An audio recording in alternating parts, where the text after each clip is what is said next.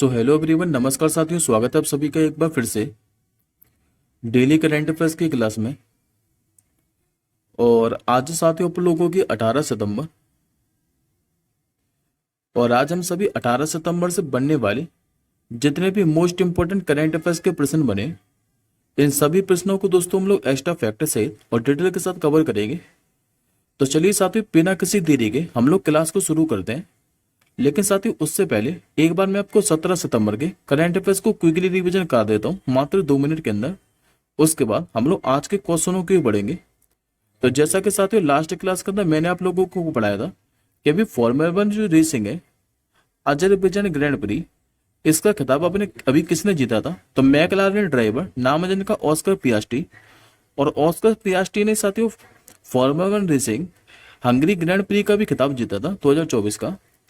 अभी डीआरडीओ ने भारतीय लाइट टैंक का जो सफल परीक्षण है ये किया है। आपको ये बताना कि इसका नाम क्या था? तो जोरावर। देश के भी पहली नमो भारत रैपिड रेल के बारे में मैंने आपको पढ़ाया था, जिसका उद्घाटन अभी मोदी जी ने किया है गुजरात के अंदर। ये साथी जो नमो भारत ट्रेन है ये कहाँ से कहाँ तक चली है? तो गुजरात के भुज से लेकर अहमदाबाद के बीच में। अभी इंटरनेशनल क्रिकेट काउंसिल ने क्या है कि अगस्त 2024 के लिए player of the month award की घोषणा कर दी है। और ऐसा साथियों इतिहास में दूसरी बार हुआ है जब एक ही देश के महिला और पुरुष खिलाड़ी को इस अवार्ड से सम्मानित किया है। और ये दोनों साथी श्रीलंका के हैं। पुरुषों में दिया गया दुनीत बेला लेक को, जबकि महिलाओं में किसे दिया है? तो हर्षिता समर विक्रमा को। जाफर हसन का नाम पढ़ाया था मैंने आपको, जो कि अभी जॉर्डन के नए प्रधानमंत्री बन गए। अभी जो कर्मा फेस्टिवल है ये कहाँ पर मनाया गया था? तो झारखंड के अंदर। विश्व रोगी सुरक्षा दिवस के बारे में मैंने आपको पढ़ाया था, जो कि हर साल कब मनाया था? 17 सितंबर को। अभी हरित गतिशीलता को बढ़ावा देने के लिए कौन सी योजना को मंजूरी दी गई थी? तो पीएम ई ड्राइव योजना को। भारत की भी दूसरी सबसे बड़ी जो तितली की प्रजाति है ये कहाँ पर खोजी गई है? तो तमिलनाडु के मदुरई के अंदर। और लास्ट क्वेश्चन मैंने आप लोगों को पढ़ाया था कि अभी लगातार 6वें वर्ष जो राष्ट्रीय ऊर्जा लीडर पुरस्कार है ये किसने जीता है? तो राष्ट्रीय इस्पात निगम लिमिटेड ने।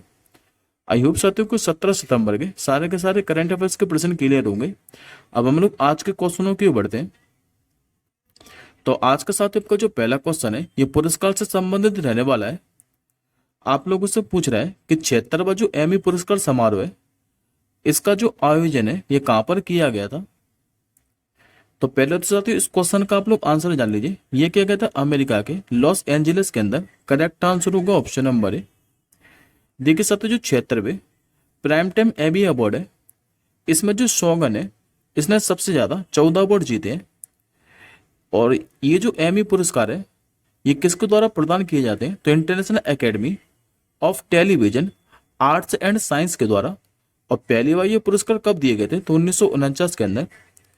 अब हम लोग दोस्तों प्रमुख विजेताओं के नाम के बारे में डिस्कस कर लेते हैं। तो आपको दोस्तों सारे के सारे याद नहीं रखने हैं, खाली मैं आपको जो बता रहा हूँ आप लोग उन्हीं को याद रखिएगा। जैसे कि बेस्ट ड्रामा सीरीज का पुरस्कार पूछिए आप लोगों से, तो इस सोगन को दिया गया है। लीडर एक्ट्रेस का इन ड्रामा सीरीज का पुरस्कार किसे दिया है? तो अन्ना सवाई को सोगन के लिए। लीडर एक्टर का अवार्ड किसे मिला है इन ड्रामा सीरीज में? तो हीरो यूकी सांता को और सोगन के लिए। जबकि बेस्ट लिमिटेड या फिर एंथोलॉजी सीरीज का अवार्ड किसे मिला है? तो बेबी रेन डियर को। अब एक बार साथियों मैं आपको 96वें ऑस्कर पुरस्कार के बारे में पढ़ा देता हूँ। तो 96 साथियों ऑस्कर पुरस्कार में सर्वश्रेष्ठ फिल्म का जो अवार्ड है ये ओपन हाइमर मूवी को मिला था। सर्वश्रेष्ठ निर्देशक का पुरस्कार कैसे मिला था 76वें ऑस्कर अवार्ड में? तो एक क्रिस्टोफर लोनर को ओपन हाइमर मूवी के लिए। सर्वश्रेष्ठ अभिनेता का पुरस्कार पूछे तो किलियन मर्फी को मिला था। जबकि सर्वश्रेष्ठ अभिनेत्री का पुरस्कार किसे मिला था? तो एमा स्टोन को। अब इसी के साथ साथियों हम लोग 70वें नेशनल फिल्म अवार्ड की भी बात कर लेते हैं। तो 70वें साथियों जो नेशनल फिल्म अवार्ड है इसमें बेस्ट एक्टर का अवार्ड किसे मिला था? तो ऋषभ शेट्टी को कांतारा मूवी के लिए। बेस्ट एक्ट्रेस का अवार्ड किसे मिला था? तो नित्या मेनन और मानसी पारे को। बेस्ट फिल्म का अवार्ड किसे मिला था? तो कांतारा मूवी को ही। और बेस्ट फीचर फिल्म का अवार्ड किसे मिला था? तो अट्टम मूवी को। अब आज के साथ ही दूसरे क्वेश्चन की ओर बढ़ते हैं। आज का आपका जो दूसरा क्वेश्चन है स्पोर्ट्स से संबंधित रहने वाला है। आप लोगों से पूछ रहा है कि भाई जो चौथा दक्षिण एशियाई जूनियर एथलेटिक चैंपियनशिप है 2024 इसमें पहले स्थान पर जो है ये कौन सा देश रहा है जिसने सबसे ज्यादा पदक जीते हैं? तो ये साथ जो चौथा दक्षिण एशियाई जूनियर एथलेटिक चैंपियनशिप है इसमें सबसे ज्यादा जो पदक है भारत ने जीते हैं, और भारत ने दोस्तों इसमें 48 पदक जीते हैं। देखिए साथियों, भारत ने क्या है कि भाई चौथे जो दक्षिण एशिया जूनियर एथलेटिक चैंपियनशिप है, जिसका आयोजन 11 से लेकर 13 सितंबर तक जवाहरलाल नेहरू स्टेडियम चेन्नई तमिलनाडु के अंदर किया गया था। इसमें भारत ने टोटल 48 पदक जीते हैं। अब पहले दोस्तों मैं आप लोगों को ये बता देता हूँ, ये तो दोस्तों चौथी दक्षिण एशिया जूनियर एथलेटिक चैंपियनशिप। यदि आप लोगों से पूछे कि पहली कहाँ पर आयोजित की गई थी, तो पहले दोस्तों नवंबर 2007 के अंदर श्रीलंका के अंदर आयोजित की गई थी। दूसरा संस्करण इनका कहाँ पर आयोजित किया गया था, तो नवंबर 2013 के अंदर झारखंड के रांची के अंदर। और जबकि तीसरा संस्करण कहाँ पर आयोजित किया गया था, तो मई 2018 के अंदर कोलंबो श्रीलंका में। और अब चौथा कहाँ पर आयोजित किया है, तो चेन्नई तमिलनाडु के अंदर। अब हम लोग मेडल टैली को देख लेते हैं। तो इसमें साथियों पदक तालिका में भारत जो है ये पहले स्थान पर है, मैं आपको बता चुका हूँ, जिसने 48 पदक जीते हैं। 48 में साथियों 21 तो जीते हैं स्वर्ण पदक, 22 जीते हैं सिल्वर पदक, और 5 जीते हैं इसमें ब्रॉन्ज मेडल। इसके बाद दूसरे स्थान पर श्रीलंका है, जिसने 35 पदक जीते हैं, जिसमें से 35 में से 9 तो जीते थे गोल्ड मेडल, 9 ही जीते इसमें सिल्वर पदक, और 17 जीते हैं ब्रॉन्ज मेडल। और जबकि तीसरे स्थान पर कौन सा देश है, तो बांग्लादेश, जिसने मात्र साथियों 3 ब्रॉन्ज मेडल जीते हैं। अब आज का साथियों तीसरा क्वेश्चन देखिए। आज का आपका जो तीसरा क्वेश्चन है ये भी स्पोर्ट्स से संबंधित ही रहने वाला है। आप लोगों से पूछ रहा है कि अभी जो बेल्जियम अंतर्राष्ट्रीय बैडमिंटन प्रतियोगिता है 2024, इसमें महिला एकल का जो खिताब है ये किसने जीता है, तो ये जीत रहे साथियों भारत की अनमोल खरब ने। करेक्ट आंसर होगा ऑप्शन नंबर सी।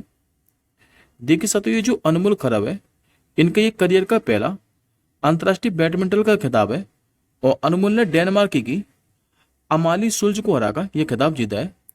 इस प्रतियोगिता का आयोजन कहां पर किया गया था, तो 11 से लेकर 14 सितंबर तक बेल्जियम के ल्यूवेन के अंदर। नेक्स्ट क्वेश्चन देखिए।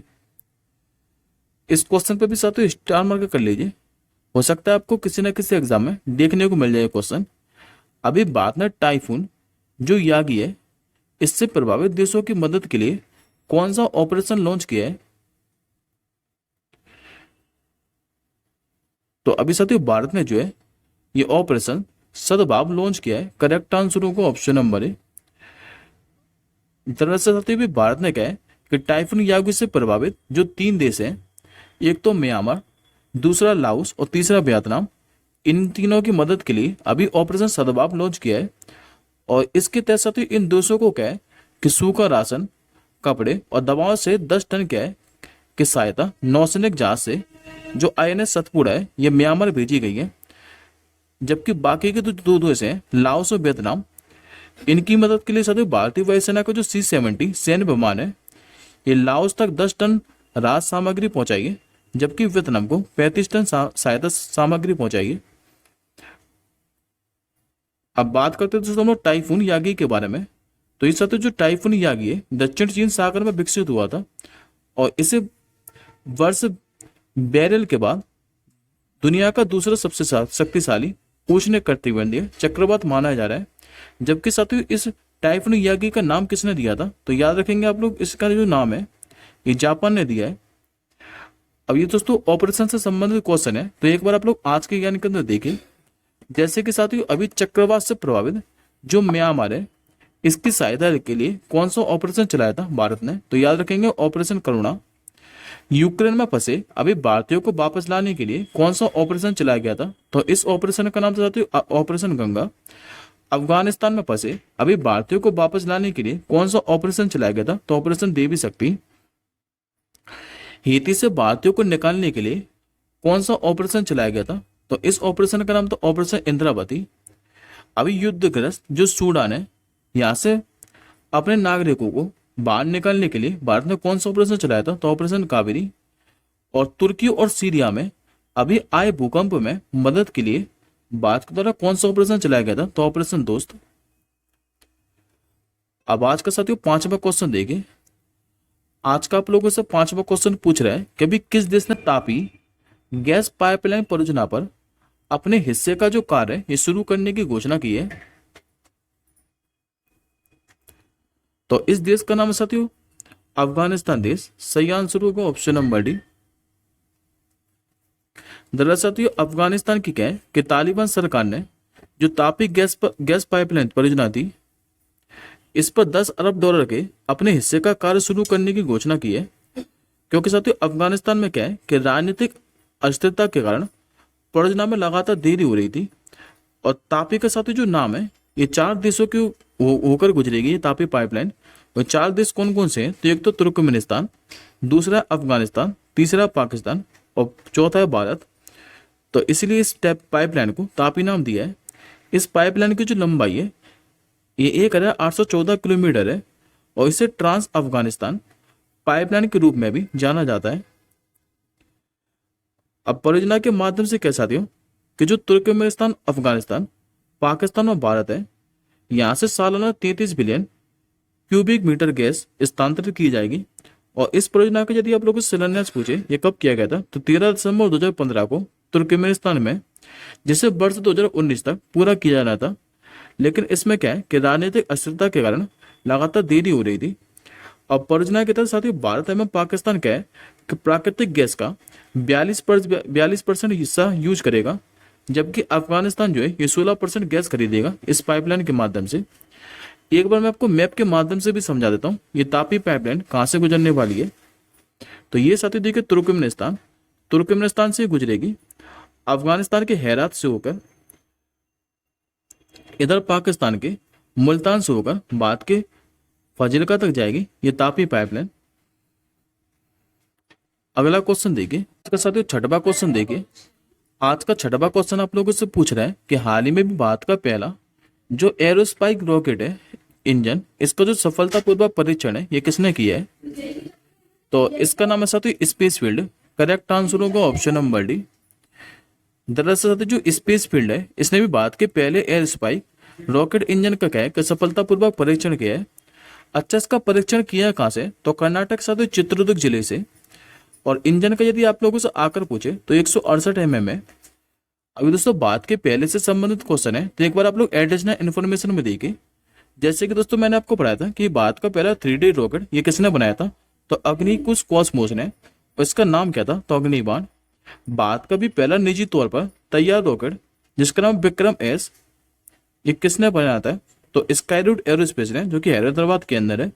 और भारत का भी निजी तौर पर तैयार जो क्रायोजेनिक रॉकेट इंजन है जिसका नाम है दबन-1, इसका परीक्षण किसने किया था? तो स्काईरूट एरोस्पेस ने। आज का दोस्तों 7वां क्वेश्चन देखिए जो कि आपका दिवस से संबंधित है।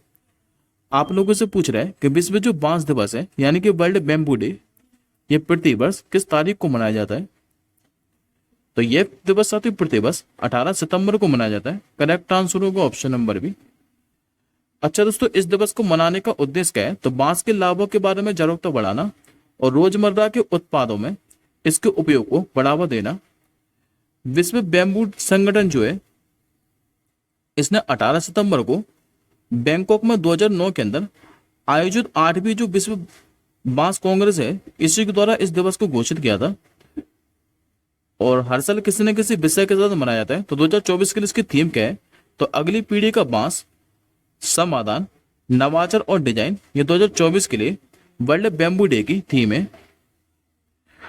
अब आज का साथियों आप लोग 8वां क्वेश्चन देखिए जो कि आपका योजना से संबंधित है। और इस क्वेश्चन पे दोस्तों स्टार मार्क कर लीजिए।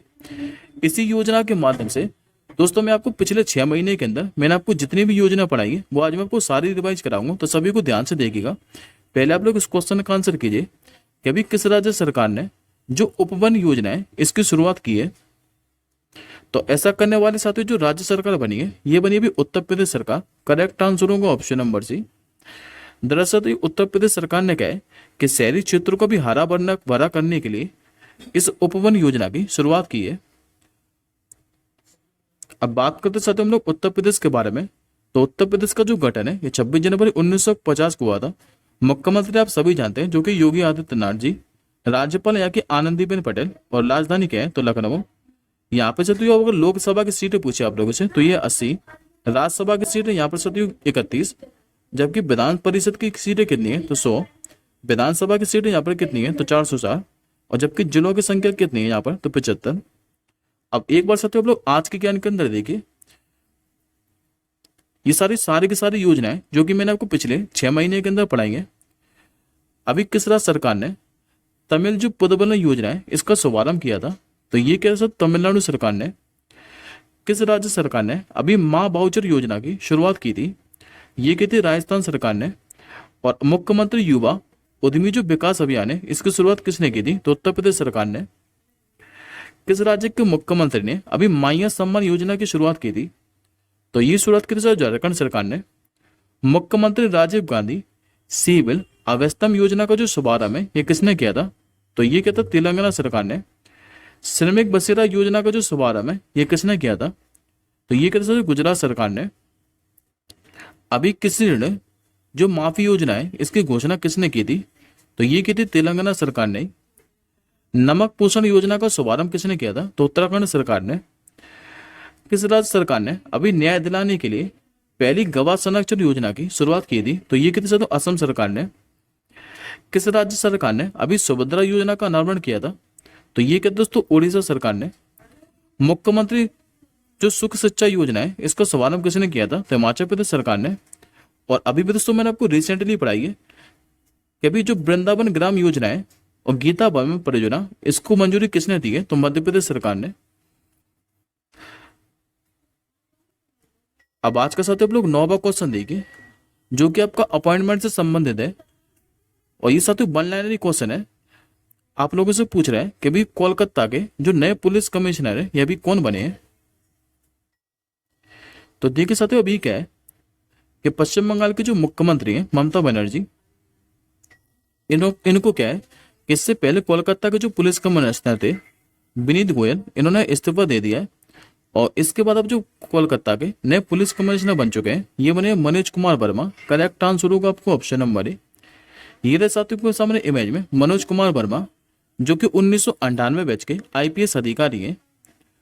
और इन्होंने क्या है कि भी कोलकाता के नए पुलिस कमिश्नर का पदभार संभाल लिया है। तो खाली वन लाइनर क्वेश्चन है, याद रखिएगा आप लोग।